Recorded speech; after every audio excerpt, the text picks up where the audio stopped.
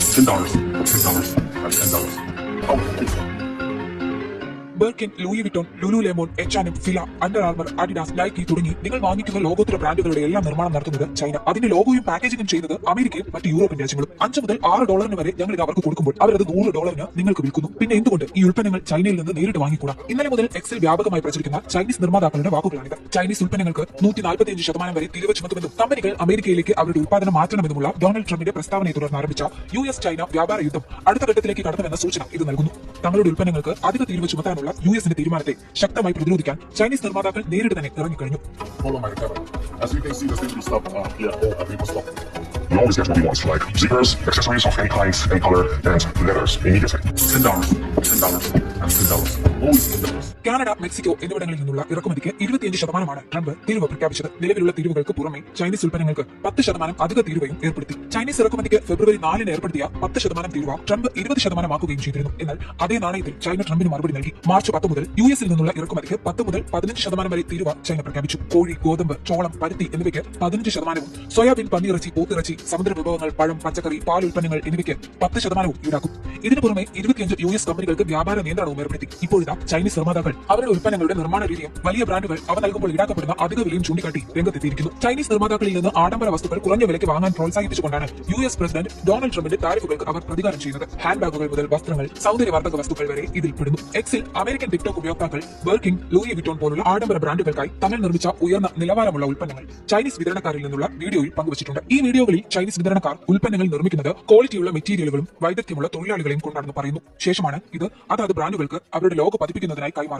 This Birkin bag at Hermes Boutique will cost you $38,000 USD. But what is the real cost out of the factory? Today I'm going to break it down in front of you, step by step. $34,000 Indian money ഏകദേശം 29,23,320 രൂപയ്ക്ക് വിൽക്കുന്ന ഒരു ബർക്കിൻ ബാഗിന്റെ നിർമ്മാണ ചെലവ് $1,400, അതായത് 1,20,372 രൂപയാണെന്ന് ഈ വീഡിയോയിൽ ബർക്കിൻ ബാഗുകളുടെ ഒരു വിതരണക്കാരൻ പറയുന്നു. ബാഗ് നിർമ്മാതാക്കളായ തങ്ങൾക്ക് കുറഞ്ഞ ലാഭം മാത്രമേ ലഭിക്കുന്നുള്ളൂ. എന്നാൽ ലോഗോയും ബ്രാൻഡിംഗും കാരണം ആഡംബര ബ്രാൻഡിന് ലാഭത്തിന്റെ ഭൂരിഭാഗവും സ്വന്തമാക്കാൻ കഴിയുമെന്നാണ് ഇയാൾ അവകാശപ്പെടുന്നത്. അതായത് വിലയുടെ 90%-ലധികവും ലോഗോയ്ക്കാണ്. പക്ഷേ നിങ്ങൾക്ക് ലോഗോ അത്ര വലിയ കാര്യമല്ലെങ്കിൽ അതേ ഗുണനിലവാരവും അതേ മെറ്റീരിയലും നിങ്ങൾക്ക് ഞങ്ങളിൽ നിന്ന് വാങ്ങാം. വീഡിയോയിൽ പറയുന്നു. Boutique will cost you $38,000 USD. But what is the real cost out of the factory? Today I'm going to break it down in front of you, step by step. First thing first, Hermes only use the leathers from the 3 top-level suppliers. One is called Beauty from Italy. The second is Weinheim from Germany, and the third is Boss from France.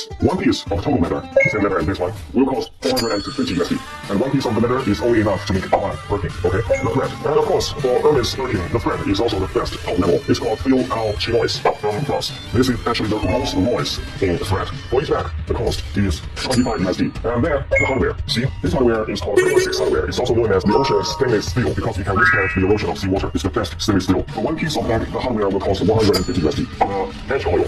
This edge oil is imported from Italy. It's called heated steel edge oil. For each bag, it will cost $50 USD. The interior lining, it used lambskin imported from France. For each bag, the cost will be $100 USD. And also inside, there is a zipper from Weaving Brand. The zipper for one bag is $10 USD. And then the cost of human resource. The French artisans is much more expensive than Chinese artisans. To finish one bag, the human resource cost will be $600 USD. A package. Now this is not that expensive. It's $10 USD. So now to sum those up, the total cost will be $1,400 USD for one Birkin out of factory. But why Hermes will charge you $38,000 USD for one bag? That's because more than 90% of the price is paid for its logo. That's if you don't care about the logo. You just want the same quality, same material, you can just buy it from us. Because for our bags, we use exactly the same material, same leather, same hardware, same edge oil. The only difference is why we don't have the logo. ചിലർ കരുതുന്നു made in China എന്ന tag line ഉണ്ടെങ്കിൽ അതൊരു luxury bag ആകില്ല എന്ന്. എന്നാൽ 80%-ലധികം luxury ബാഗുകൾ നിർമ്മിക്കുന്നത് ചൈനയാണ്. ചൈന നിർമ്മിച്ച ഉൽപ്പന്നം ഈ ബ്രാൻഡ് കമ്പനികൾ വാങ്ങിക്കുന്നു. ശേഷം അതിൽ ലോഗോയും റീപാക്കേജിംഗും ചെയ്യുന്നു. അങ്ങനെ അതിൽ made in France, made in Italy എന്ന് കാണുമ്പോൾ നിങ്ങൾക്ക് അതിൽ അത്യാഡംബരമുണ്ടെന്ന് തോന്നും. എന്നാൽ ഇത് ഈ ബ്രാൻഡഡ് കമ്പനികൾ നമ്മളിൽ കുത്തിവെച്ചിരിക്കുന്ന ഒരു മിഥ്യാബോധം മാത്രമാണെന്നും യഥാർത്ഥ ലോകത്തിലേക്ക് വരാനുമാണ് ഈ വീഡിയോയിൽ പറയുന്നത്. Some say as long as there's a tag saying made in China, the bag can never be luxury. However, in fact, more than 80% of the luxury bags in the world are made in China. But those luxury brands just won't acknowledge that. They take almost finished bags from China factories back to their own factories and just do the repackaging and logo installing, something like that. That way, the bags will appear at their boutiques as made in Italy or made in France, you know, those sophisticated European countries, which make you feel mysterious, royal, and thus luxury. Now, close your eyes. Let's just do a little, very easy experiment in your head, okay? Imagine that you have an Hermes bag, and suddenly the label on it changed from made in France into made in China, while everything else, like leathers, zippers, and hardware, remain the same. Do you suddenly feel that your bag is not as luxury as before? If you do, that means you have been misled and poisoned by the market campaign of those luxury brands for too long. Welcome to the real world. Now you see, those bags are made in China by our intelligent and diligent Chinese artisans. Let's not be poisoned and misled by the market campaign any longer and be a real person. Buy a bag from us, from our factory in China. See the real world for yourself. Birkin, Louis Vuitton, Estee Lauder, Bobbi Brown എന്നിവയുൾപ്പെടെയുള്ള ലോക പ്രശസ്ത ആഡംബര ബ്രാൻഡുകൾക്കായി ഉൽപ്പന്നങ്ങൾ നിർമ്മിക്കുന്നതിൽ തങ്ങളുടെ പങ്കാണ് China ഇപ്പോൾ ലോകത്തിന് വെളിപ്പെടുത്തിയിരിക്കുന്നത്. ചില്ലറ വിൽപ്പനയിൽ ആളുകൾ കൊടുക്കുന്ന വിലയുടെ 10-1 അല്ലെങ്കിൽ അതിലും കുറഞ്ഞ പണത്തിന് ഈ ഉയർന്ന നിലവാരമുള്ള ഉൽപ്പന്നങ്ങൾ നേരിട്ട് വാങ്ങാൻ ആളുകളെ ക്ഷണിക്കുകയാണവർ. $10, $10, and $10. Only $10.